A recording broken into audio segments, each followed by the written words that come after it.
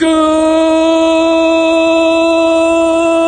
evening, YouTube family. Welcome to another Two Family Homestead live stream. Woo!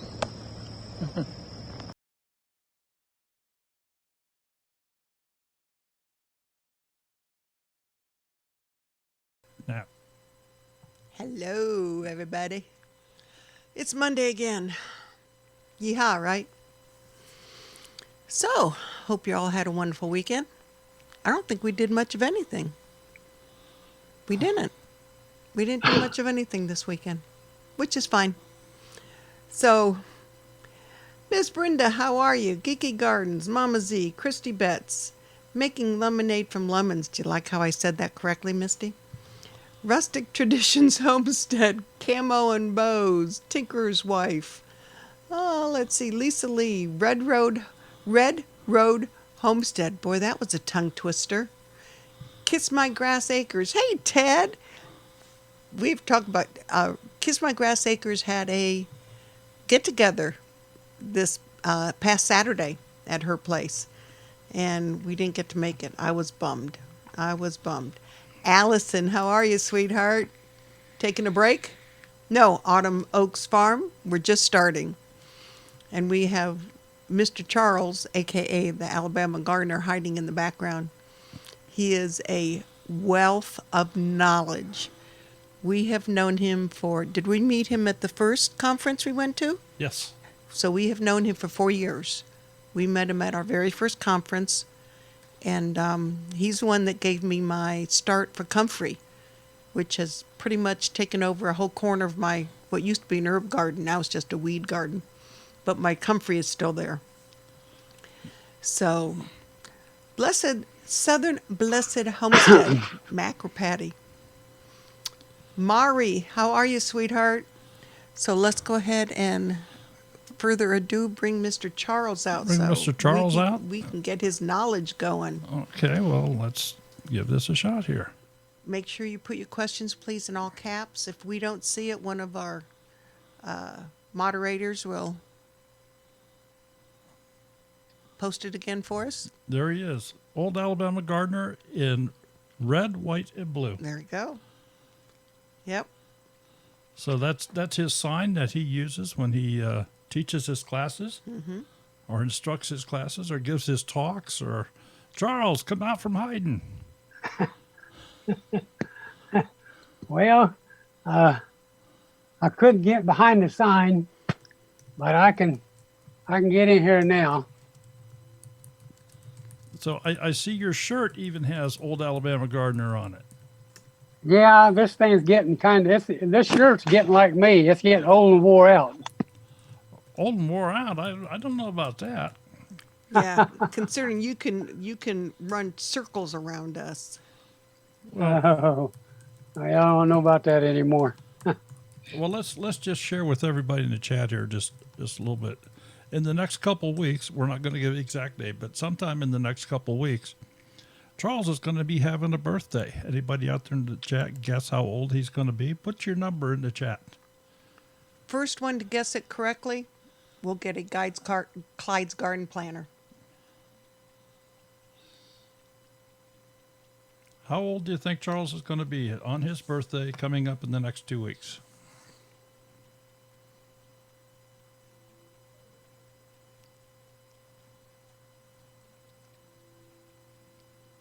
They just have to keep up with the chat here. Yeah. Allison, that is not correct. Nope. Not correct. You're all Nope. you're all too old. Way too old. Oh, Red Road is too little. Food forest permaculture. Food forest permaculture. Guess the magic number first. Do you want one, Howie? I mean, I don't know if you want a Clyde's. And Whole Heart Heritage Homestead, he will be 81. Yes. Yep. And a wealth of knowledge. A young 81. Yes. Yep. So Charles, what have you been doing this year? You staying hidden in your house? Are you alone together type thing with all this COVID stuff, or are you just kind of going about doing your own thing? No, definitely not doing the own thing. Not doing the normal year like we would. We do stay home a lot more, and occasionally I have to go into town to pick up, medicines or something that we absolutely have to have in the way of groceries. Maybe once every 2 weeks or so, possibly every 3 weeks, that I'll make a run into town. But even then, it's mask on and hand sanitizing and staying away from folks as much as you can and all that stuff. So the town where you, and I don't want you to tell people where you live, but the town that you live in, is it a big town, a little town? I live out in the country. It's about maybe 25 minutes, 30 minutes into town, and that is a big town. Yeah, it's. I think it's the third. I think it's the third largest town in Alabama. Okay, so it's a pretty big place. Oh yeah. So I'm a little curious. Do you do your grocery shopping at? If it's a big town, I'm gonna guess they have maybe places like, I'm gonna use the term, this may be incorrect, Whole Foods or one of these grocery stores that has the organically grown products. Is that what you go after, or do you just go ahead and go into any grocery store and just get what you need? No, you're right. They do have a Whole Foods store here. We've had it now maybe a couple of years, and I buy most of what first of all, I don't buy a whole lot because I use a lot of what I grow here on the place. But when I do have to buy something like flour, for example, I will go to Whole Foods and buy an organic flour. So do you have any animals on your place? I raise rabbits. Okay. Now, for meat or? Well, both. When I say both, the rabbit manure is really an excellent organic fertilizer. Okay. And so the fertilizer goes into the garden, and the young rabbits go into the freezer. So can you share? Is it a financially viable option to raise rabbits for fertilizer? I mean, by the time you feed them, by the time you know their needs and stuff, do you gain enough fertilizer from them that it's a financially viable option? That's an interesting question, and I have never really tried to compare that. I do know, I'm sure you do too, if you try to buy organic fertilizer, either local or online, it's expensive, very expensive. Yep. So I'm guessing for the quantity that I use, that I'm coming out ahead, way ahead. My crops are unbelievable. Even to me, as a person who has farmed and grown vegetables pretty much all my life, what I'm growing now is really outstanding. I'm unbelievably good, doing good. So how much garden area do you have? Well, it's kind of hard to say, and really in a quantitative terms. I actually have 4 areas that I garden. I have an area behind the house that I call my kitchen garden, and let's say in the kitchen garden I'll put 4 pepper plants and 4 egg plants and a 16-foot row of green beans, 16-foot row of cucumbers, 16-foot row of sweet 100 tomatoes, and then I may have some Japanese vegetables growing up here by the house. And the reason for that is, let's say you're making something and you decide you need a bell pepper. Well, it's easy to run out to the kitchen garden and get it. And then I have 3 other areas, and I call those the big garden, and they're way out front. And when I say out front, away from the house. And over there, for example, I might have, I think right now I've got 20 or 21 eggplants over there, whereas in the kitchen garden I've got 5. Over there in the big gardens I've got about 20 bell pepper plants, or again in the kitchen garden there's only 4 or 5. In the big garden there's about 42 tomato plants, and that's what I use to do all my canning of both tomatoes, tomato juice, and tomato salts. I really don't know. The rows out there in the big garden are anywhere from 60 to 70 feet long. And a lot of the stuff that I grow out there is things that would take up a lot of room. Okay. You know, like I've got 2 rows of okra out there, for example. I think there's about maybe 15 plants in each row, something like that, you know. And I grow a lot of black-eyed peas and sweet potatoes and stuff that really takes up a lot of room. Do you have a couple acres of ground there, or 5, or 1, or the total acreage is 9. 9? Okay. Yeah, about half of it's in woods, and that's where the house is located. And then all of the open area out front, most of the open area out front is where I'll grow the garden. I may have an acre in tillage out there. Do you till the gardens, or are you a no-till gardener? No, I till. You till, okay.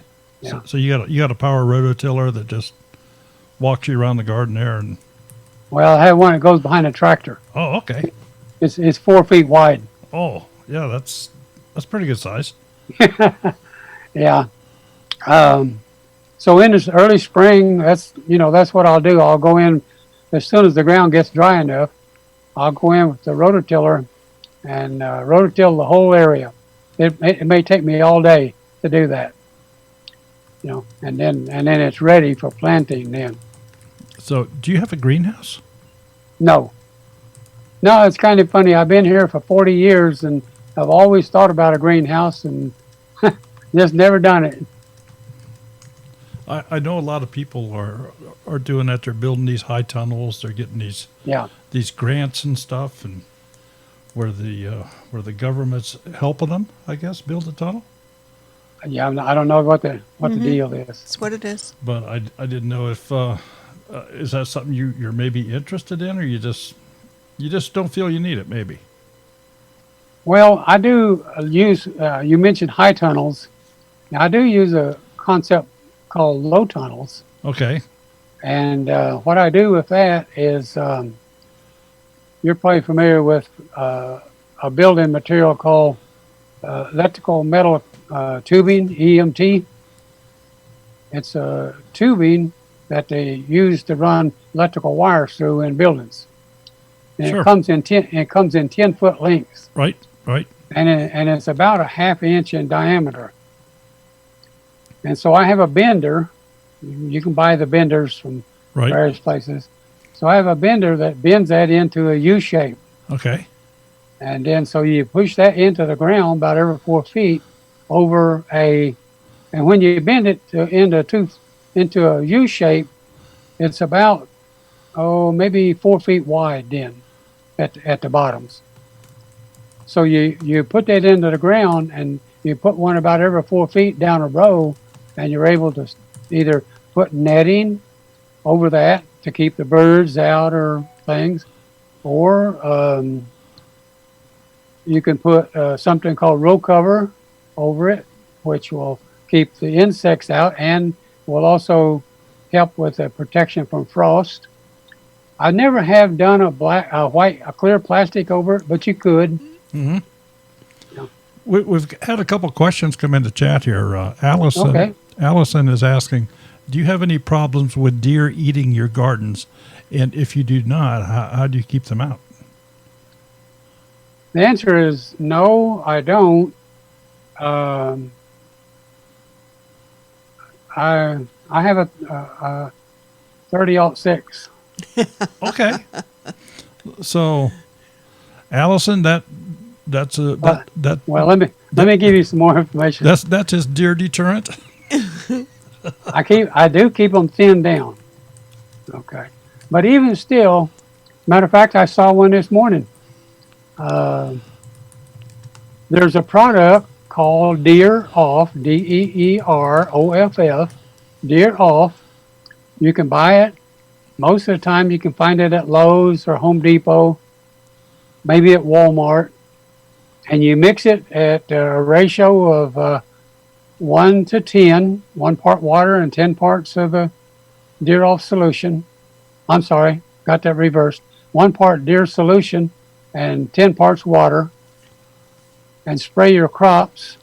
And the rabbits and deer will not eat them.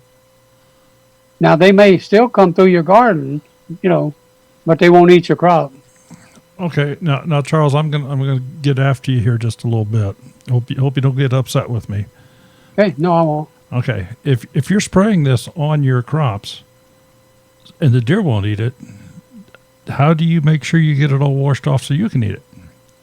Okay, all it is eggs, hot pepper, garlic, all ground up and mixed in with a little bit of water to make it into a solution. Oh, okay, so you're just like pre. Yeah, it isn't going to hurt you. Now, once you mix it, when you open the bottle and it's still in its full concentrate, it'll have a little bit of a smell. Not a bad smell, but a little bit. But once you mix it with water, it don't have any smell at all. And of course, you would still wash your produce. Well, I find that interesting. I'm kind of surprised that a deer wouldn't, or a rabbit, you still wouldn't go after that. Even if it's a crop that they really, really, really like, they won't eat it. I'll be darned. I don't know why exactly. Well, you can also just take plain old eggs. Take about 4 or 5 eggs, beat them up, mix them with a gallon of water, set it out in the sunshine all day. Now you can imagine what that's going to smell like. Oh my! And then strain it into a tank sprayer and spray your crops with that, and a deer won't eat it. But the problem with that one is that as soon as it rains, you're going to have to spray again. And with the one I mentioned first, the Deer Off, it'll hold up for 2 or 3 months. Okay. Wow. Okay. Another question in here by Autumn Oaks Farm. Old Alabama Gardener, do you raise bed garden? No, I don't. Most everything is what I would call in the ground. Now, in the kitchen garden up there behind the house, if you ever looked at the videos on growing green beans, you'll see that I have a permanent trellis down each row. And that trellis is made with steel T-post, cattle panel upright, and then one cattle panel horizontal laying across the top. Now the row or the earth down that row, I did excavate the earth that was there and mixed that soil there with about half of a potting mix that I also make up so that the ground is pretty loose right there. Because I live in a place that's called Alabama red clay. And it's hard. It's a hard clay. It's rocky, limestone. The county west of me is called Limestone County. Well, So the land area here is primarily ancient ocean beds, which is pretty much limestone. and Make sure with that person that when they ask a question that I have satisfactorily answered their question. Okay, folks, you heard that. If your question isn't answered to your satisfaction, you jump right back on us here again, and we'll. Is this a money back guarantee thing? This is a money back guarantee. Glad they got in free. So, Charles, I don't think you mind me sharing that you're in the northern half of Alabama. You're not down by the. No, that's right. Okay, so That's he's in true. the northern half of Alabama. So he's not. It's a half a degree cooler where he's at as compared to further south there. I'm within 1 mile of the Tennessee line. Okay. So maybe it's a whole degree cooler.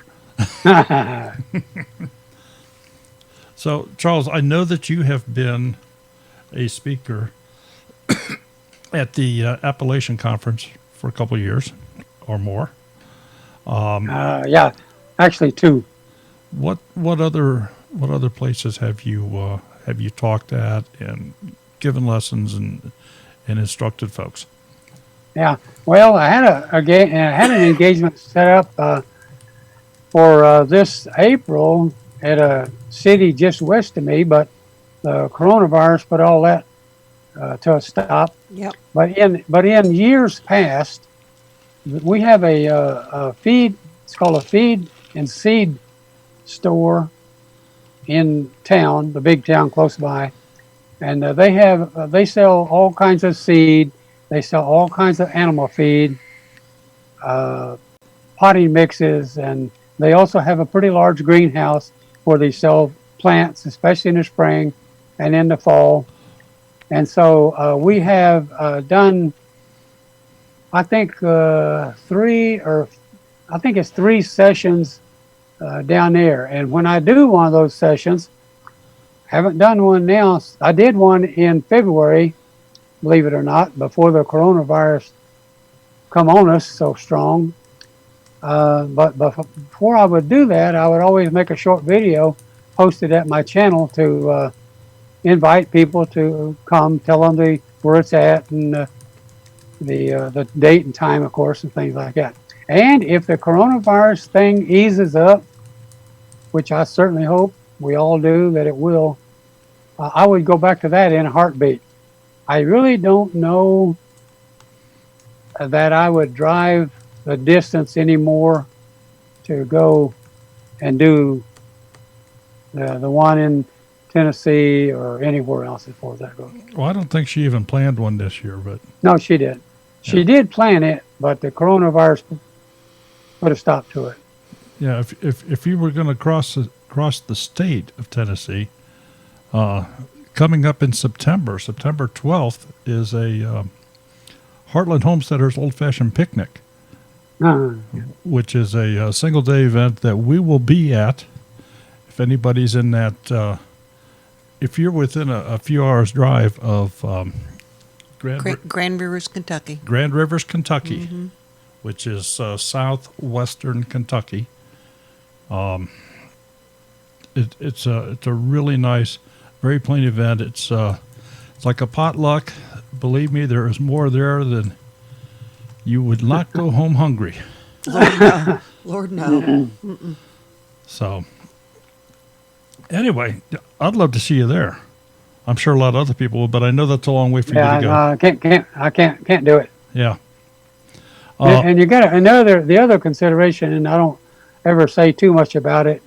My wife is she's okay right now, but we've been battling cancer for about 5 years, and of course she's also 84 years old.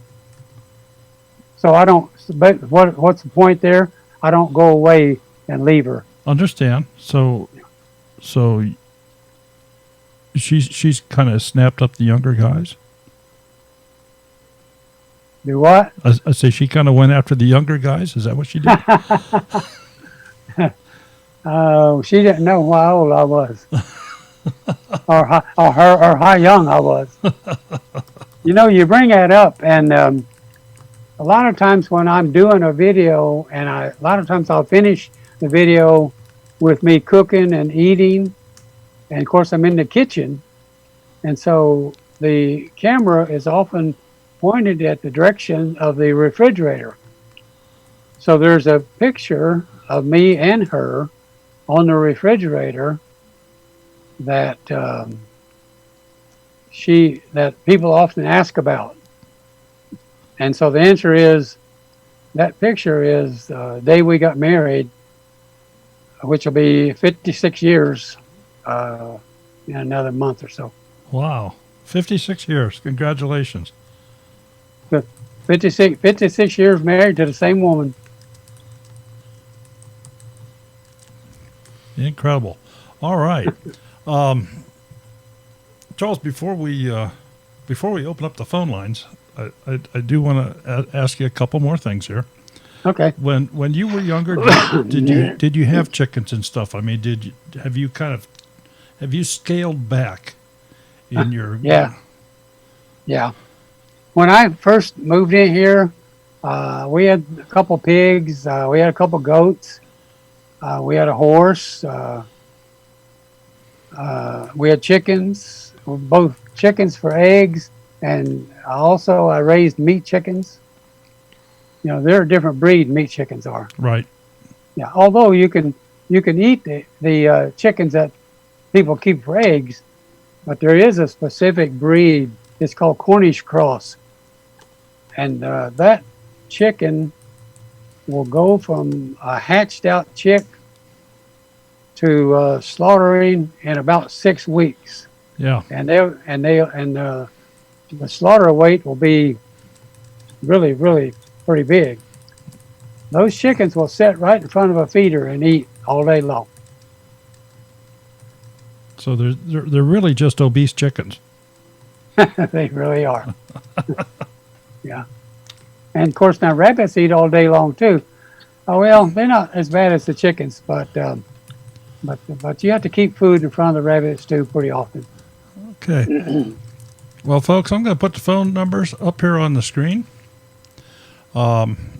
If you'd like to call in and ask Charles a question directly, or just wish him happy birthday, or wish him well for his 56th wedding anniversary coming up. And with that, Charles, some of the chat, did you meet her when you were in the service?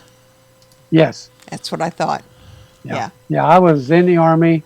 I was stationed in the island of Okinawa. And at that time, the Okinawa was still under occupation from World War II. And then later in 1973, the United States finally turned Okinawa back over to the Japanese government. So, Charles, I know you do a lot of juicing. I think juicing is the right word. Yep. And you do a lot of interesting cooking and kitchen and putting stuff together in your kitchen. You want to share some of that with the folks here? Give us a rundown of your typical day. Ooh, I have often thought, that's interesting you bring that up. I have often thought of doing a video on what does a typical day for OAG look like. And it's kind of course, I'm retired, you know, I mean, I don't work where I got to get up and hit the ground running. So it's usually, I usually wake up about, 7 o'clock, maybe, get out of bed around 7:15. So I am on some medication. And so there's one medication that I take immediately when I get up. It's actually a thyroid medication. And then I'll usually come in here and sit down at the computer, check the email, see what's going on there, see how kind of comments I might have on the videos. And I that's an interesting point too. Every person who comments on my video gets a reply. And I will tell you, sometimes it takes me hours to do that. But that's okay. That's just something that I feel strongly about, is that they take the time to make a comment, then I'm going to take the time to reply to them. Because sometimes they have a question. And if they ask a question, then I think they're looking for an answer. So I try to help them. That's true. But But anyhow, after that, then I make up a concoction of crushed garlic and honey, and it's actually a fermented garlic. You let that set for about 20 days before you can start eating it. So I usually have a spoonful of that, and that's something that you put in your mouth and chew up. And then I'll start making the juice. I'll cut up some beets and carrots and celery, some ginger, some turmeric, the little turmeric root, and I'll run that through the juicer. And I run enough through, and I'll give my wife half of it, and she'll drink half of it, and I'll drink half of it. And this is, we hadn't even started thinking about breakfast yet. About this time, I usually go out and look at the rabbits, make sure they got some water and food, come back in, and then I'll dice up some green bell pepper and some onion, put that in a skillet, start sauteing it a little bit. Then I'll crack an egg in there to make a scrambled egg with that vegetables. Pop a little piece of bread, not much, about a half a slice of bread in a toaster. And then while that's cooking, I get my large box of supplements, and I'll start opening each bottle and dumping out the number of pills or capsules or tablets that I take. And I have a small bowl, and then I have 2 small jars, little half-pint jars. And so when I'm doing that, I'll put what I'm going to take for breakfast in the bowl. I'll put what I'm going to take for lunch in one of the little half-pint jars, and it has on its cap has lunch. And then on the other jar, I put what I'm going to take at supper. And then once that's done, then my breakfast is cooked. I put that in a plate, go sit down somewhere, and begin to eat it. As I take a bite of food, I'll also have a handful of the supplements over here in this hand. So once I've got the food chewed up, I'll pop the supplements in my mouth. And then after you do that, you can't chew anymore, because if you do, you chew up all the supplements. So then I just mix it around with your tongue a little bit and swallow it. So what food do you normally cook for breakfast? Give us a typical breakfast. I mean, pancakes and sausage, or no? Scrambled eggs with cut up green bell pepper and chopped up onion in it. That's like a little. I don't make it into an omelet. I just scramble it all together. A small piece of toast. Now during the summertime, I might peel and have a sliced tomato. But that's my breakfast. Every day is an egg. Okay. And I mean, that's, now sometimes I might have some bacon. Sometimes I might have some sausage, but not often. Okay. And then do you eat a lunch every day, or is that just once in a while? I'm seeing by this time it's usually, because I just described all the other stuff that I do. By this time it's usually at least 9 o'clock, sometimes 9:30. It has been as late as 10, depending on what I get doing. If I'm sitting at the computer replying to people's comments, it might be 9 o'clock before I start cooking breakfast. Okay. And then after that, I'll usually go out to the garden areas, and my wife will go with me. Well, I left that out actually before I ever start making breakfast right now, because if you ever grew okra, once it starts really producing, you got to pick it every day. Mm-hmm. And so about usually around shortly after I get up and get my first medicine down, she and I will go out to the garden and pick the okra. And you might say, well, what's that involved? Well, there's 3 rows of okra out there, and the rows are about 50 feet long. That seems like a lot of okra. We give away a ton of stuff. Okay, and that was going to be one of my next questions here. We've got a caller. Let me get him in here. Okay.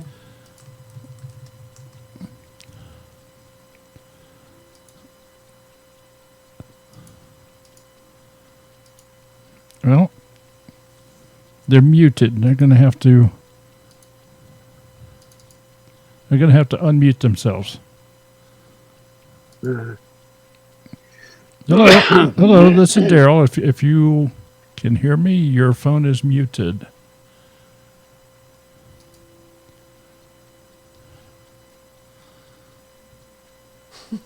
No, apparently it's not Ahmed. Ahmed wouldn't mute his phone. Yeah. I don't know if they can hear me or not, but we do have somebody in here that last three digits of your phone is 780. 780. If you can, I have no idea what the other numbers are, but you are muted for whatever reason here.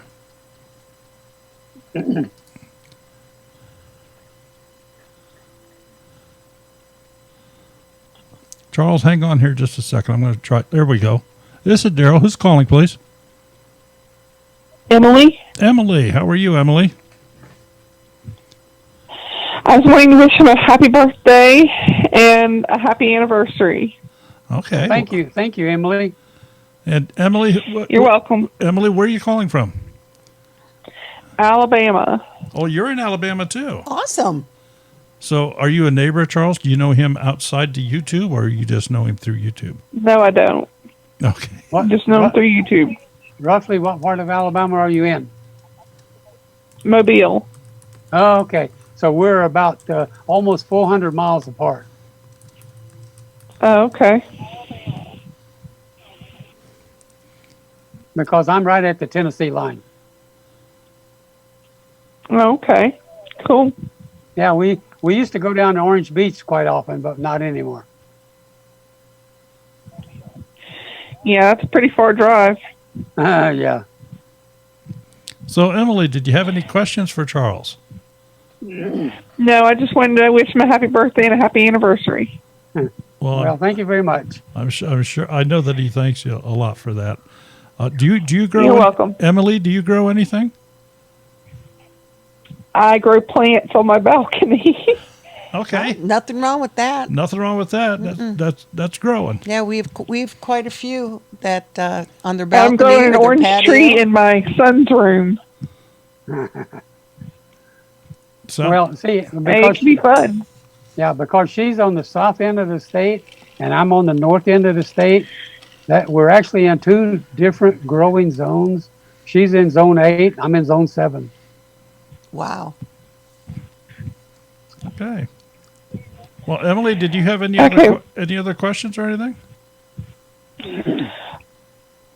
What's the best thing to put on orange trees that's natural that you can put on it for fertilizer? Besides, like, manure or whatever. I don't think she wants rabbit poop. Well, that was going to be my number one answer. A lot of people use this fish emulsion. I never liked fish emulsion. I don't use it. But that's probably one option for you. Okay. Well, thank you. I appreciate it. All right. You're Well, welcome. Bye-bye. well, Emily, thank you for calling. You have a nice evening. Thank you. You too. Bye-bye. Bye-bye. Okay, folks, the numbers are on the screen. So if you'd like to call in and say happy birthday to Charles or ask him a tough question. We're giving him all the easy ones. Ask him a tough one. Like he said he gives away a lot of his vegetables. So Well, he's the one I got my comfrey from. well, yeah. So you don't. It's not only vegetables that you grow, but you're also pretty knowledgeable about other plants. Yeah, I don't. When I first moved in here, I had apples and peaches and pears and grapes and things like that. And all of that stuff requires, in order to halfway produce, it requires a lot of spraying, and it requires spraying with sprays that I don't like to use because they're potentially harmful to us. Okay. And so I eventually just kind of got out of those kind of crops. Now you say you give away a lot of stuff. Do you ever set up at farmers markets or anything? Or No, no. As we know now, I already just said my wife is Japanese, and so there's a number of Japanese ladies in town that are also from the island of Okinawa, and so we grow quite a bit of Japanese type vegetables, and that's what we give away. well, that's neat. That is neat. Well, they live in town, so obviously they can't grow. You know, they don't have a place to grow. But you know me, if I lived in town, I'd tear up my backyard, and maybe my front yard. Charles, we have a question from Lake Effect Farm, which is also here in Ohio. How far apart do bean varieties need to be to prevent cross-pollination? Wow! Now you said you want to get to the harder questions. This is one of them. It really depends. If you're growing green beans and butter beans, then you can grow them 5 or 6 feet apart with no trouble, because they're not going to cross. If you're growing green beans and pinto beans, they're both very similar, look similar, grow similar. They do have the potential to cross. However, they are primarily wind pollinated. Now, you may see some bees on them. There's hardly any honeybees anymore. You may see some bumblebees on them, which you could get a little bit of cross-pollination. I don't really know, so I'm going to tell you, first of all, I don't know, but I'm going to give you what I would do. I would probably plant them 50, 60 feet, maybe even 100 feet apart. Now, that's not practical for a lot of people who have a backyard garden. But in my case, I do that. I separate things by 50, 60 feet. Do you raise bees? I have tried it 2 different times and unsuccessful. It's just not for me to be a beekeeper. I haven't been successful at all about doing it. Papa Truck Prep Starter wants to know if you grow bitter melon. Yes, the answer is yes. That's one of the ones that I give away a lot. I went into town last, I guess it was Saturday morning. Don't seem like it was Saturday morning, but maybe it was. And with me was about 100 bitter melons. 100? So You said so 100. when I grow, yeah, 100. Wow. So when I grow bitter melon, yes, I've got a trellis that's about 40 feet long, and under that trellis I plant 2 rows of bitter melon, and each bitter melon plant in each row is about 3 feet apart. So I don't know. That's probably around maybe 40, 45 plants. Wow. And it produces prolifically. Nothing will eat it. The deer don't eat it. The rabbits won't eat it. Insects won't eat it. I don't know why people eat it. Okay, well, we're getting some more questions in here. So, okay. One question is, do you do any hydroponics, or have you? Right. I have done it just as kind of like an experiment. I grew some of the most beautiful lettuce that I have ever grown. And of course, I have a setup in my basement where I have grow lights. And so I did my hydroponics down there. I did 2 ways. I did some in 1-gallon buckets, and I did some, believe it or not, in quart jars. Just plain old quart canning jars. Cool. And Plain Speaker is asking, have you ever thought about mason bees? I've read about them, but I've not done anything to do it. There are around here. I live in the woods, So there's something here that are two varieties. There's a large black bumblebee and a small black bumblebee. And they initially in the springtime, they're not out yet. So I have to do hand pollinating on things like cucumbers because they require a pollinator. But then once the black bumblebees come out, they take over the pollinating of cucumbers and anything that has both male and female blossoms on it. Now tomatoes are wind pollinated, so you don't have to worry about that. About zucchini and yellow squash and Zucchini and yellow squash both have both male and female flowers on the same plant. And so initially in the early spring, before the black bumblebees come out, I will be in there doing a hand pollinating. I got, and I don't want to do too much on this, but I've got just about videos on every question that's come up.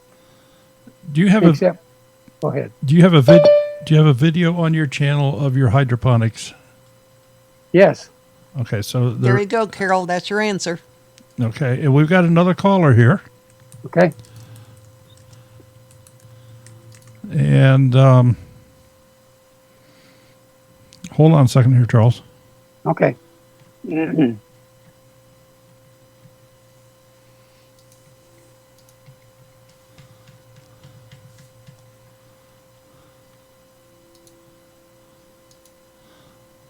I do not know why the callers are coming in here muted, but are they on?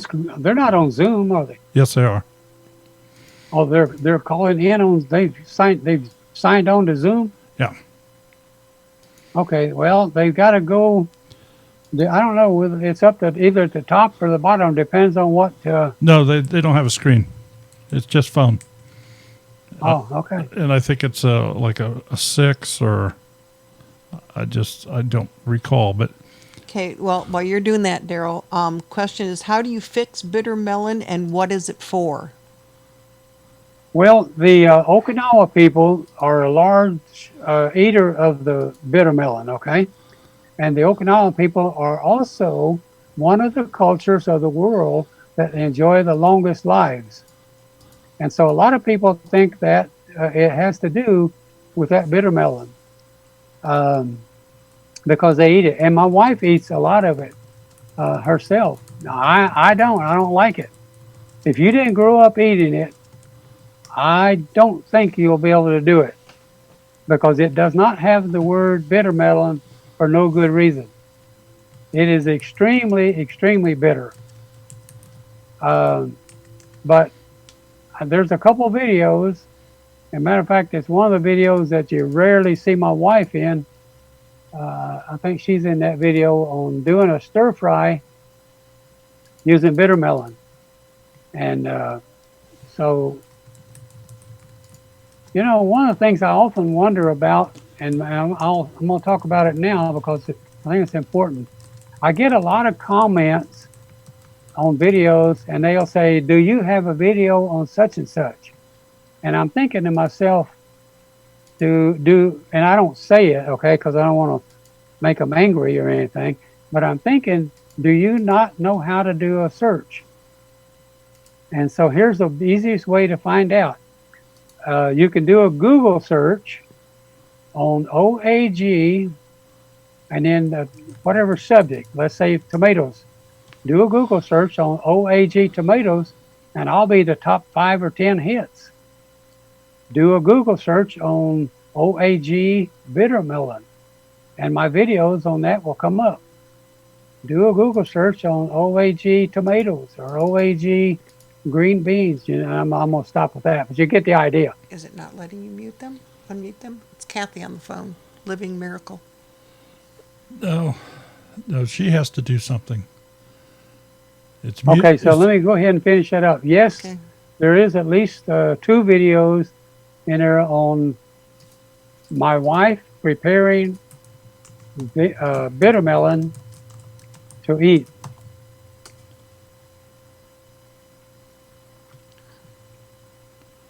Okay, well, since we know who's calling, Kathy, I'm going to ask you if you can hang up and try to and give me just a minute, and I'm going to try to reset some settings here and then call back in. Charles, is there anything you still consider a challenge to grow?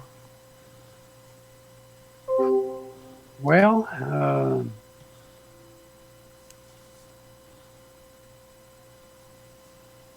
cantaloupes or muskmelons are generally an issue, and the reason why is there's various insects that not attack the cantaloupe or muskmelon plant, but they actually attack the muskmelon itself, and they'll usually attack it from the bottom.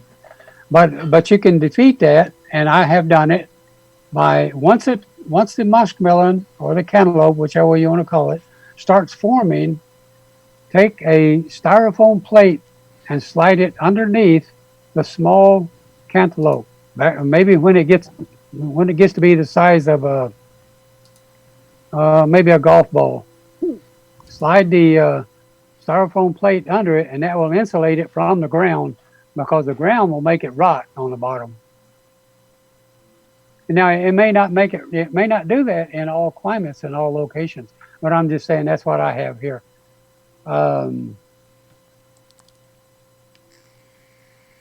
Not of garden vegetables, I can't think of anything. Well, I'll tell you one that I don't do well with.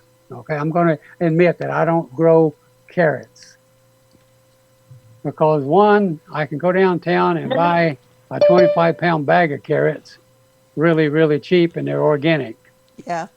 Okay, so I don't fool with growing carrots. Let's see if we can try this again here. Okay. This is Darryl. Who's calling, please? This is Kathy. Can you hear me this time? Yes, we can. Yes, we can. Hello, Kathy. Hi, Charles. How are you? I'm doing great. How about you? I'm doing fantastic. Happy birthday and happy anniversary. Well, thank you so very much. I have enjoyed watching your videos for years now, and you are a super, super fella. And I just appreciate what you do for our community. And I just wanted to say, I really, really appreciate you. Do we mind asking where you are? I'm in Florida. Oh, okay. I'm in Central Florida. Yeah, I get to see her in a few Orlando weeks. area? I'm about probably 30 miles from Orlando on the East Coast, where the Kennedy Space Center is. Oh, okay. Yeah. Well, being in Florida, you can grow things, of course, but there is different challenges, isn't it? Oh, yeah. It's too hot for a lot of stuff. Yeah. Tomatoes are the hardest to grow. Yeah. Well, your winter time will be probably your best time for growing, isn't it? Yeah, that's what I usually do. My best gardening is in fall, winter time. Yeah. And for me, I can grow some crops into winter, but certainly I can't grow tomatoes, things like that. Yeah, they'd freeze fast. Yeah, that's right. Yeah. So what is your favorite food to grow? Biscuits and gravy. Oh, if that was only possible. Yeah. Charles, do you have any extra seeds for that? I'd like to have some of those. Exactly. I'm first on the list. I'm probably going to say tomatoes. Tomatoes is my favorite. And the reason why is, one, I drink a lot of tomato juice. I drink tomato juice almost every day. So I can, in the summertime, I'll can somewhere around 150 to 200 pints of tomato juice. Wow. And then I'll can another 100 or so pints of tomatoes. And the reason why with tomatoes is because when you're cooking, there's so many different things that you're going to use tomatoes in. It might be a vegetable soup. Mm-hmm. It might be a stew. It might be spaghetti sauce. It might be a pizza sauce. it might be, I can go on Yeah. and on, that you're going to use tomatoes in. So I So always tell me, grow. why do you pint size them instead of quart size them since you use so much? It's just me and my wife, and we don't, when we make spaghetti, I use 1 pint jar, and even then we have spaghetti sauce left over. So I wind up eating leftover spaghetti for about a week. So a quart would just double the problem. No, I mean the juice, the tomato juice. Well, my wife don't drink it, so that's about how much I'm going to drink in a day. I'll open a pint jar of tomato juice in the morning. I usually put it in the refrigerator the night before, so it's nice and cold. Mm-hmm. So I'll pop the lid open in the morning, and I'll have, in addition to all the other concoctions that I drink of the morning, I'll have a small glass of tomato juice, and then during the day I'll come back in and drink some more tomato juice, and by the end of the day that pint's usually gone. Now another thing that I do in the morning, we were talking a while ago about what does my morning look like. I usually get up and I'll go out to the kitchen garden, and I'll pick me about 3 large dandelion leaves, come back in the house, chop them up real fine, make me a cup of hot water, and I'll steep that dandelion leaf in that hot water for about 20 minutes, and then drink dandelion tea.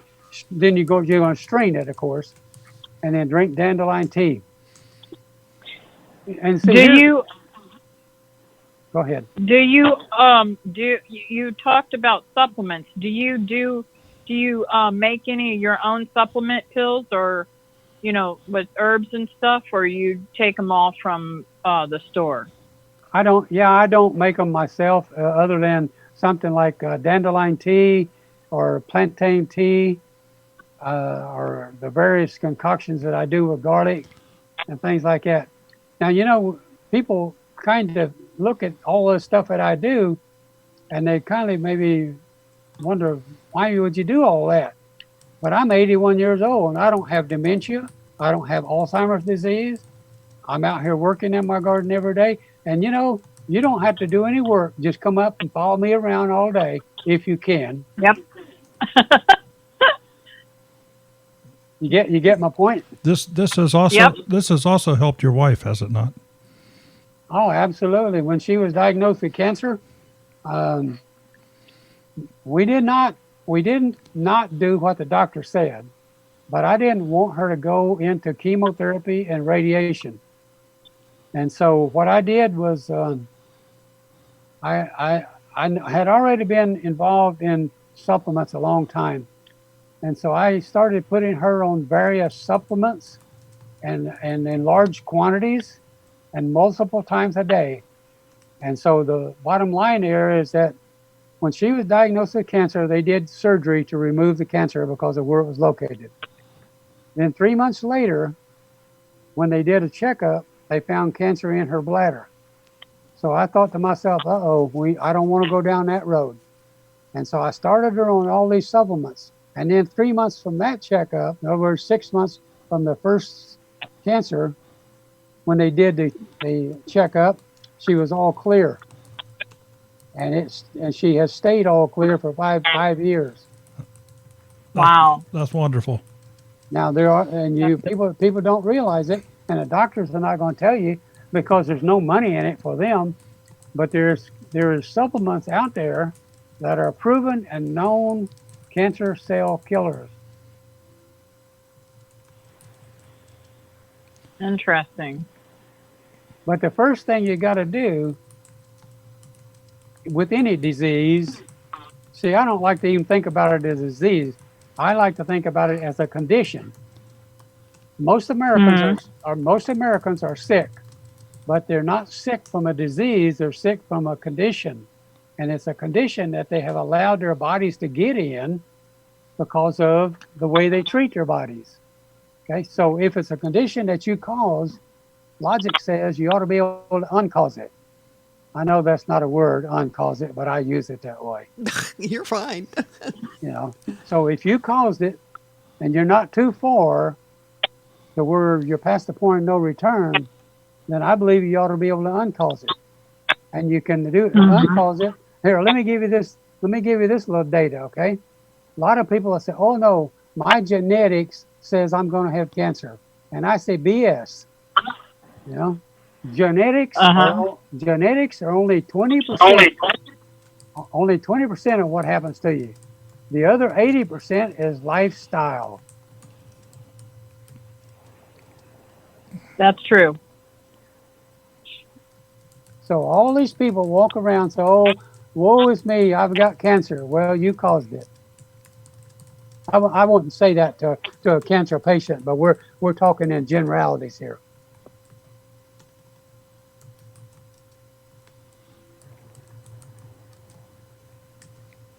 Charles, we've got a few people here that are asking if you would share what, I'm not going to say every supplement you take, but number one, how do you decide what supplements to take, and if you could share some of the names and stuff. Well, wow. Told you it was going to get tough. I know, but there isn't any way I can ever communicate to them without a picture of how much I take. I take about, for breakfast, I take about 40 capsules. Capsules or tablets or pills, depends on how it's coming. And then for lunch, I take about maybe 15. And for supper, I take about maybe 25 to 30. Probably the most critical supplement that everybody ought to be taking, and I'm going to start it out first with as a question. And the question is, how many people out there that are listening to us right now know what your vitamin D blood level is? And the answer is most of you don't know. And the answer also is that most of you, your vitamin D blood level is critically low. Are you saying B or D? D is in dog. Okay. For example, most cancer patients have a blood level of 15 milligrams, 15 to 20 milligrams of vitamin D. And if your vitamin D blood level is in that range, you are on the road to serious health conditions. Let me run and grab just my supper bottle, okay? Okay. It won't take me but a minute. All right.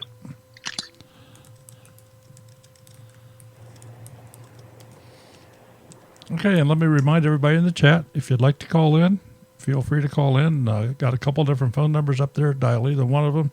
Use the meeting ID 897-4256-4488. And you'll have to enter the passcode to get into the meeting of 048735. It is a Zoom connection, but it is a secured connection. You'll be placed into a waiting room, and you'll have to wait till I actually admit you into the chat.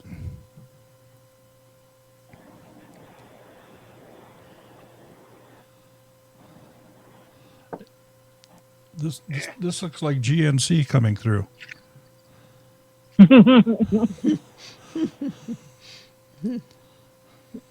All right, I'm back. Okay, Charles, I just said it looks like GNC is coming in. Well, let's see if I can get this up where. That's dinner. That's his breakfast, dinner, and supper. Okay, so that's Some. you take at least one out of all those bottles every day. Oh yeah, most of them it's 2 at breakfast and 2 at lunch and 2 at supper. Some of them are 1 at breakfast and none at lunch, and some of them are.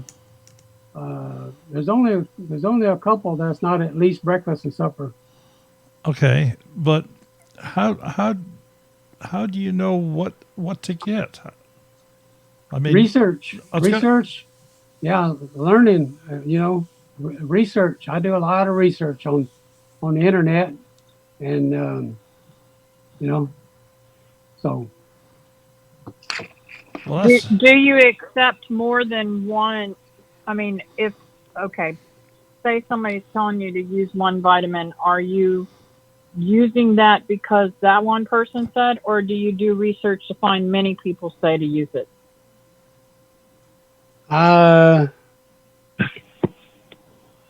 And well, I do have the luxury of a you know what a compounding pharmacy is?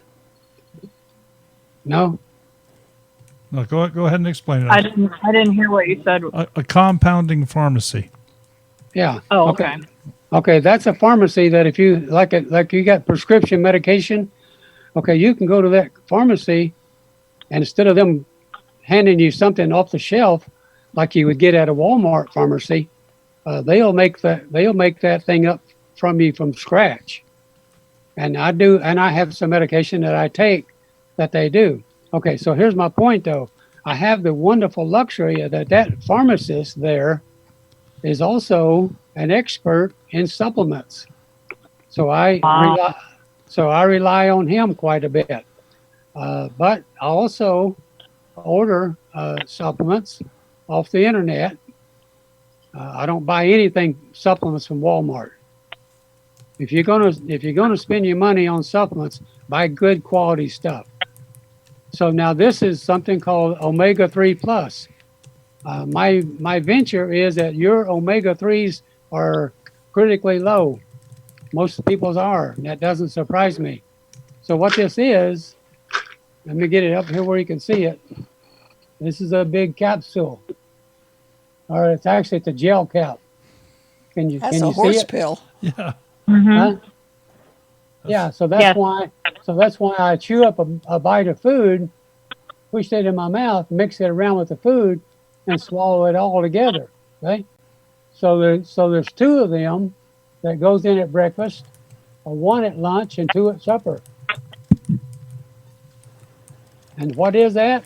That is EPA, DHA, fish oil, sesame ligands, olive extract, krill, and one other ingredient that I can't pronounce.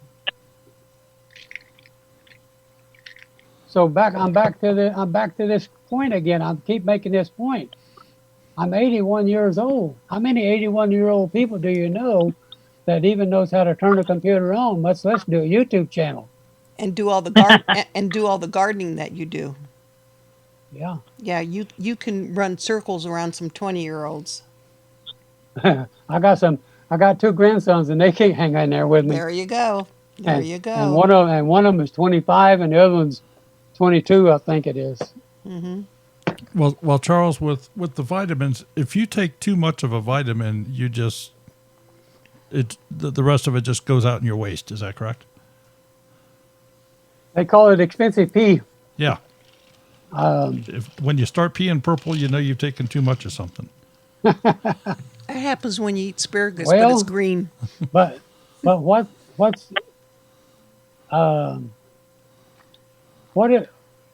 if you was erring on the side of too little? I understand what you're saying. I do understand what you're saying, but there also, I would think there has to be a happy medium. I'm just not sure how to find it.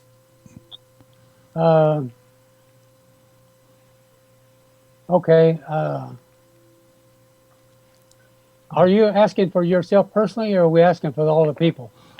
Right now, we are just asking. I'm asking in general terms. Oh, okay. All right. Okay. All right. So let me bring this bottle back up because it's large. Maybe you can see it. Can you see the brand name right up there? Yes. It says Life Extension. That's the company name, the brand name. So what you can do is you can get on telephone, you can call Life Extension, and you can tell them that you are interested in taking some supplements. And well, I need to start. Let me back up and start over. Okay. What you really need to do first, and most people don't know you can do this, but you need to go and get your own blood test. You don't have to have a doctor's permission or doctor's orders to do your own blood test. And so you go and get your blood test and you get yourself tested for minerals, vitamins, trace minerals, and things like that. Vitamin D is a simple test to get. And so once you know that, let's say your blood test comes back that your vitamin D level is 15 milligrams, well, that says you need to be taking some vitamin D. So then you can call up this outfit called Life Extension, and you can say, all right, I'm interested in taking some vitamin D. What do you offer?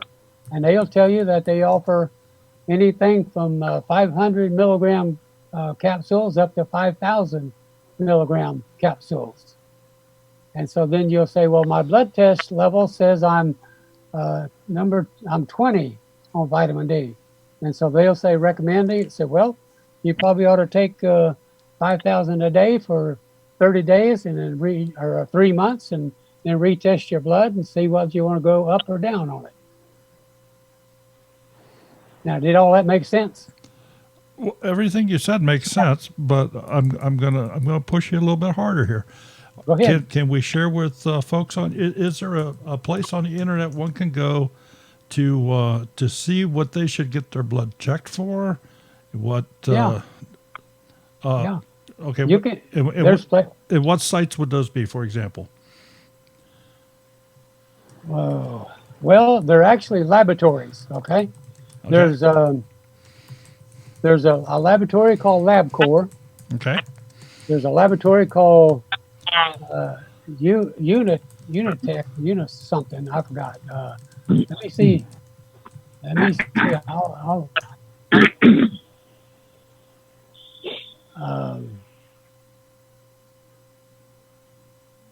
Well,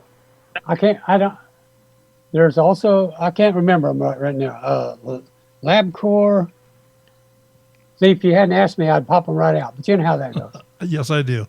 Okay, Charles, let me ask you a different way.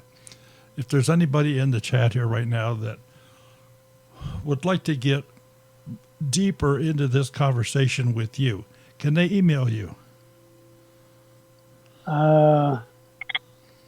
Knowing you are not a doctor, you're not giving medical advice and all the disclaimers and all that, but as far as having a discussion, can we share your email address with folks? And my email address, I'm hesitant to do so because it gets put into comments and places like that, and then the next thing you know, I'm being flooded with spam. Okay, all right. I've had to change my email sometimes just because of that. I have a. How about this?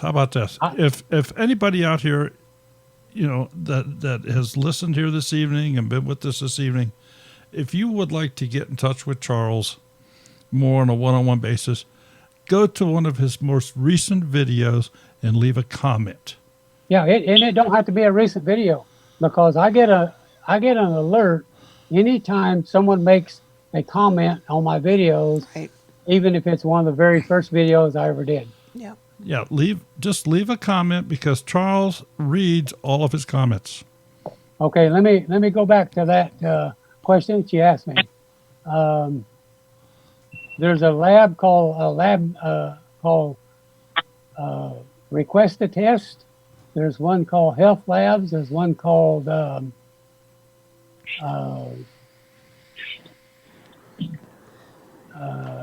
Cleveland Heart Labs. There's one called Direct Labs. So all of those are labs. You can look them up on the internet, and you can order your own blood test. You don't need to have a doctor involved at all. Now, you got to pay for it, because your health insurance is not going to pay for a blood test that you order up. It only pays for a blood test that your doctor orders.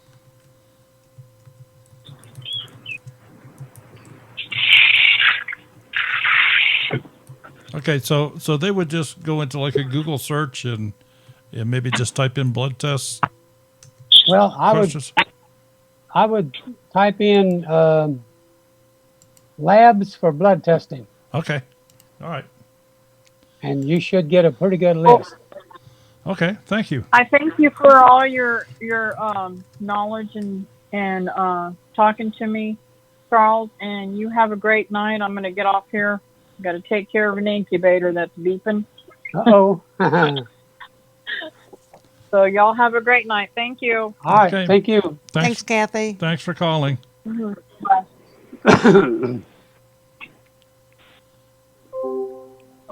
Okay, so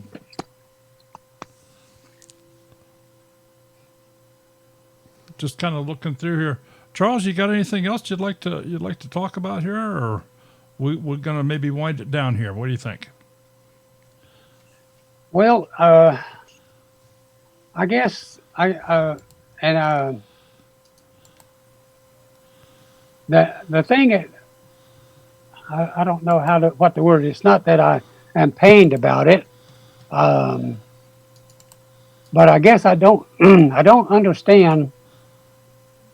Maybe I do a little bit, but like talk about this coronavirus thing, for example. The group that is suffering the most with it, you pretty much know what group we're talking about, I hope. It's the people of color, the people who are obese, the people who they're already in poor health. And most Americans might say, I'm not in poor health. And I tend to disagree with you that no, they are. They just don't realize it. They're overloaded. They're overloaded with sugar and carbohydrates and things like that. And so my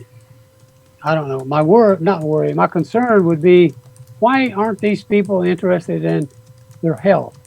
See, you can't leave it up to the doctor. Your health is not in your doctor's hands. Your health is in your hands. And it's like a glass ball. You've got a glass ball, which is like your health in your hands. And what you don't want to do is drop it.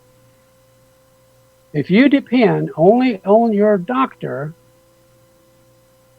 you're not going to live to be 81. And if you do, you're not going to know who you are, because you'll be flooded with dementia and Alzheimer's and high blood pressure. And now I went through heart issues, okay? That's when I started learning. That's when I started taking control of my own health. I had 2 stents in 6 months. That was a wake-up call. I told myself I can't keep doing this because I might not survive one of them. And that wasn't that long ago. No, that was in 2018. Yep, I remember that. Okay, so what happened then was I started doing research. And one of the tests that I was having done was something called C, like the letter C, reactive protein, or CRP. And CRP is a measure of inflammation in your body. Okay, and so my CRP was 3.7. Well, that is, when you got a CRP of 3.7, you are on the road to a heart attack. Your CRP should be less than 1. Okay, so that kind of scared me. I got a CRP of 3.7. I've had 2 stents in 6 months. What can I do? What do I need to do? All right, so I went on a 0 carb eating plan. And that's kind of hard to do. 0 carbs is hard to do, but you can do it. I went from 185 pounds down to 150 in 3 months. Then I checked my CRP again, and now I had brought it down to, I think it was a 0.7, 0.7, under 1. So anything under 1 is good. So I eased up just a little bit, and I would have a biscuit now and then. And so then I continued with a pretty much low carb for another 3 months. I checked my CRP again, and now it was down to 0.3, which is very, very good. And I had lost another 10 pounds. I was down to 40 pounds. So I eased up a little bit more with my and kept monitoring my CRP. And I just had a blood test done a couple days ago. Well, about a week ago now, and let's see. I see lots of green on there. That's all green except for that one red one, and that's only that's not a significant issue. I'm taking a supplement to correct that. So yeah, so my CRP is right up there at the top. It's 0.4. So the main cause of all the, I'm going to use the word disease, even though I don't like to use it. The main cause of all disease is inflammation in our body, systemic inflammation. And systemic inflammation is caused by what we eat. Change your lifestyle and you will change your health for the better. Now, a lot of people out there will say to me, well, you know, I would like to cut out sugar. I would like to cut out sweets, but I just crave it and I can't stop.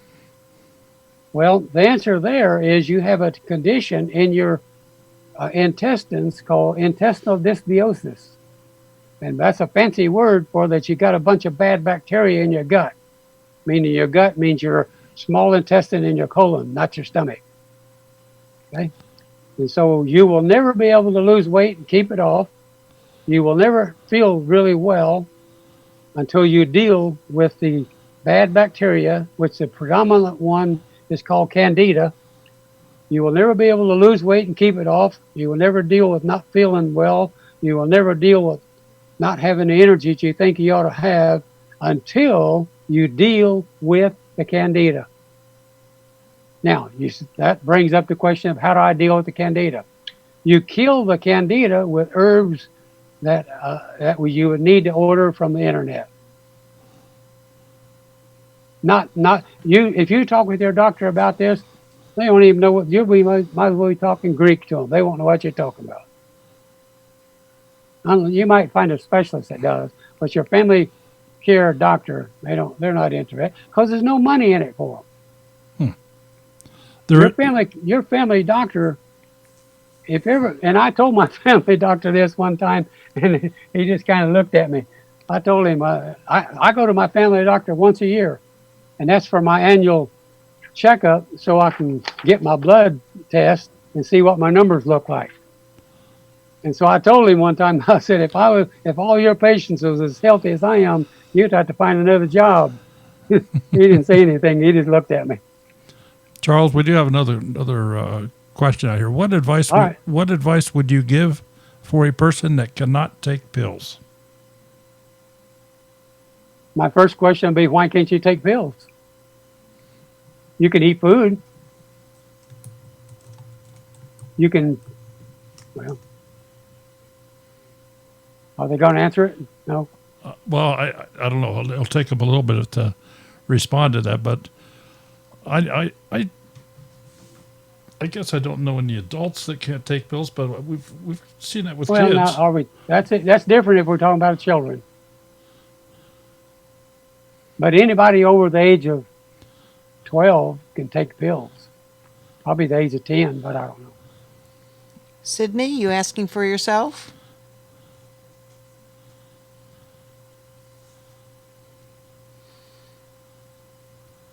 Oh, yep.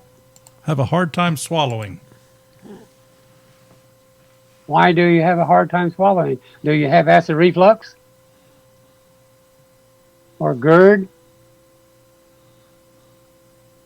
Boy, I didn't have that until I had my surgery. Yeah, because all the antibiotics that they gave you in your surgery killed all the good bacteria in your gut, and the bad bacteria took over. Does that make sense? Yeah, it does. Yeah. Antibiotics are good. I'm not saying there's no place for antibiotics, but they're far and away prescribed too much. There was a few. My last surgery, I didn't have any antibiotics.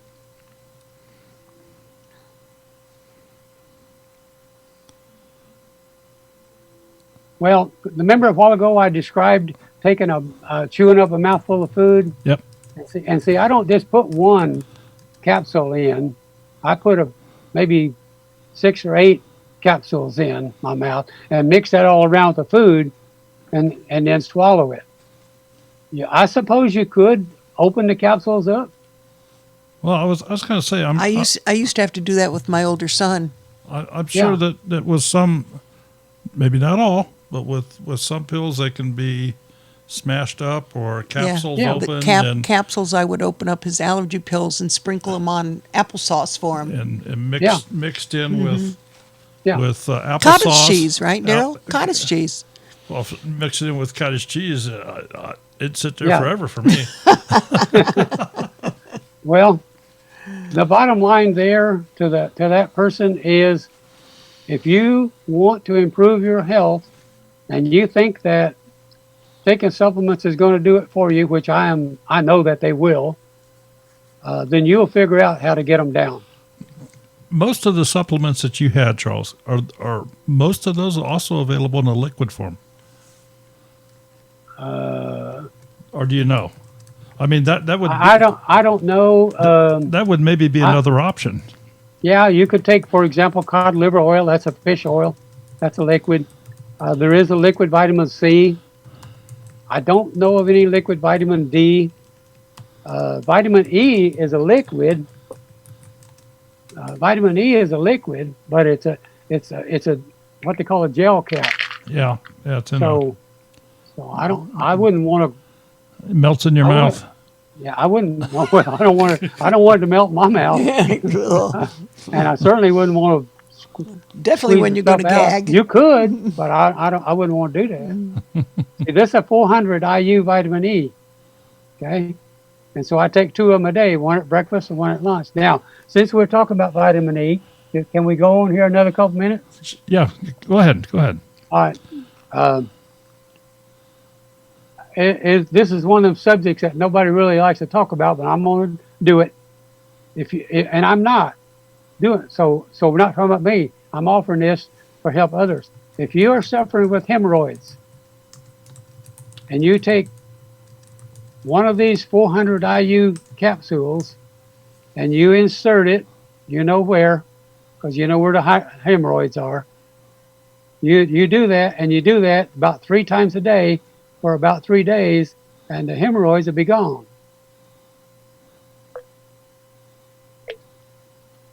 What happens if you go to the doctor with hemorrhoids? First thing they want to do is get the knife out. Now, I do have a video on that, by the way, too. Oh, no, Charles, you don't. Yes, I do. Well, I don't. Now, wait a minute. Now, I don't show in detail. Oh, okay. I was going to say. I just tell you what to do. Oh, and by the way, I've got a playlist called do a Google search on OAG Health, and it'll bring up all my videos on health. Okay. And I talk in the video. Some of the videos I talk about C-reactive protein and some of the other things. And I need to do more of them.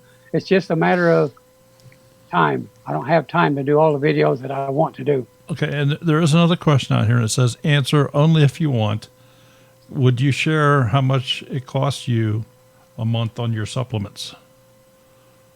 Well, that's always an issue. Yes, I'll tell you.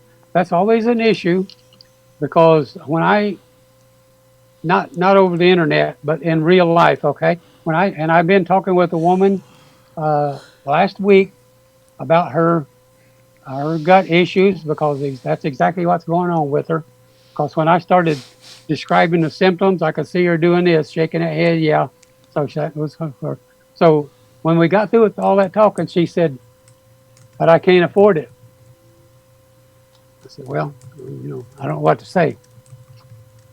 I don't know how to give you a dollar value, because when I order, I usually order enough for 6 months at a time, because I don't want to order every month. Okay. But if you had income coming in every month, and that's the only way you could do it, then you could order enough of this to last you 30 days at a time. Mm-hmm. It's not uncommon. Just And don't get me wrong, I'm not rich. I'm not a wealthy person, but I value my health. Can you put a dollar value on your health? The answer is no. just a ballpark, Charles. Are you talking When $50 a month, 100, 200? No, you're not even in the ballpark. When I do an order, or now remember too, though, and my wife takes this too. Okay, so you're buying for two. And I buy for 6 months at a time, and it's usually around $1,800 on that order. Okay, so that's $900 for 6 months. So that's $250 a month per person, thereabouts. And here's another good point. Okay, not everyone needs to be taking everything that I'm taking. Right. See, because I've had some artery issues. So some people maybe a little more, some people a little less. If you got heart conditions, heart issues, artery issues, stents, bypass surgery, anything to do with your heart, there's some of these that you just absolutely, if you're on cholesterol lowering medication, lowering medication and you're not taking coenzyme Q10, you're probably heading to a heart attack. Because cholesterol lowering medication depletes your body of coenzyme Q10. Coenzyme Q10 is a necessary element for the heart muscle. But the doctors don't tell you that.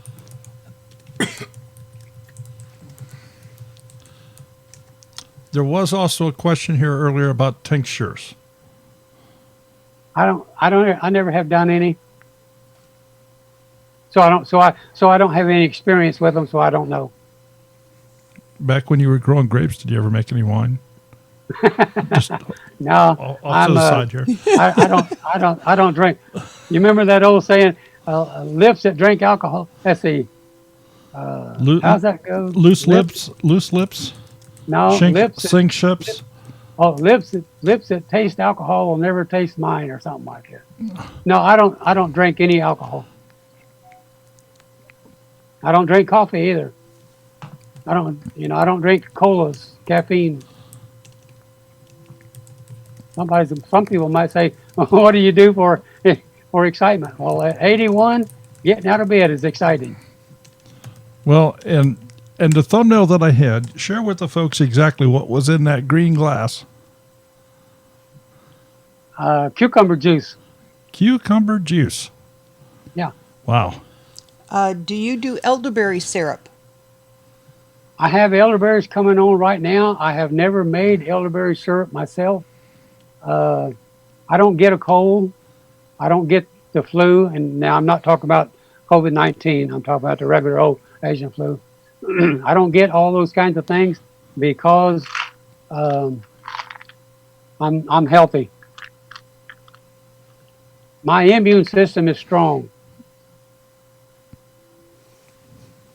Well, Charles, I certainly do thank you for everything you've shared with us here tonight. I know some of these people they haven't been able to take it all in. So there's always a wealth of information when we get the chance to talk to you. And see, to me, gardening and health, they go together. They go hand in hand, yeah. Yeah. You're out there in the sunshine, you're digging in the dirt. When I'm gardening, you think I'm worrying about anything else? Absolutely not. So I just want to tell everybody out there, if you have not gone and at least looked through Old Alabama Gardener's videos, you've been missing out. Yeah, I might add, if you got a question, put it up there. I'll see it and I'll reply. Matter of fact, a woman asked me a question the other day, and I tried to get her into email because my reply was going to be really, really long. Okay, and so I tried to get her into email, and she finally said she didn't know how to do email or something. So I come back to the YouTube, and I begin typing, and I'm a two-finger typer. I don't do this kind of typing, and I make mistakes. So it took me a pretty good while. And when I say long, it was probably a half a page typing like that, to get that reply in there. But I put it in there because she couldn't do anything else. Oh, I also want to mention, I almost forgot. In the real near future here, and I'm gonna stretch it out just a little bit. I'm gonna say sometime before the end of the year. Charles is going to be hitting that magical number of over 100,000 subscribers. So he's been around a day or two. He's got a lot of. He's like that commercial on TV with the emu. He's seen everything, done everything, and No. But I did start in 2012. Okay. Yeah. So He is one person that deserves that 100K. so I don't know what it doesn't do anything for you other than a number. no. If you get that, they'll send you a play button. A what? They will send you what's called a silver play button. You'll have something to put on your wall from YouTube. Yes. Oh, I thought I could take that down to Walmart and convert it to cash. I don't That'd be think, nice, but nah. I think they're just silver plastic now. I probably made in China. Yeah. So, Charles, thank you so much for being here. Thank you to our moderators. We've had a wonderful evening. Yeah. Folks, if you like what we do here and would like to help the channel out, just become a member. You can click that membership down there below. Do you know who we have on next Monday night? No. Yeah. Who do we have on? I'm afraid to say. Who do we have on? We have to be nice because they're in the chat. They are? Yeah. Who's that? Yeah. Are you still in the chat? You know who you are. Let's see if they answer. I don't know who it is. Or you don't know? No. I haven't looked through the book. The book's right here. The book's on the other side of you. I can't Yeah. reach it. Uh-huh. Well, in Rich Refuge, that was my birthday. Okay. Who we having? I would have thought they would have spoken up by now, being unable to swallow pills and all. That's next week? Uh-huh. Is that next week? I don't think No, so. that's in September. Yeah. I don't know what I'm thinking. Okay. Okay, I need a pill. She had me going here. We don't know who we're having on next week. We'll look it up. Old Heritage Home said no, they're in September. I don't know why I thought it was next week. I don't either. Oh, you Lordy. really had me going for a minute. Yeah, apparently I had. That's why they didn't say anything. And they're probably Jeez. wondering. Okay, better get you some of these supplements. I'm telling you. Charles, thank you so much for being here. Thank you, everybody else, for being here. Have a wonderful week. Take care. Well, thank you for inviting me. I would loved it. Yeah, it was September 14th. Yes, And- Sydney. And we will see Old age. you. We will see you all later. Take care now. Bye-bye.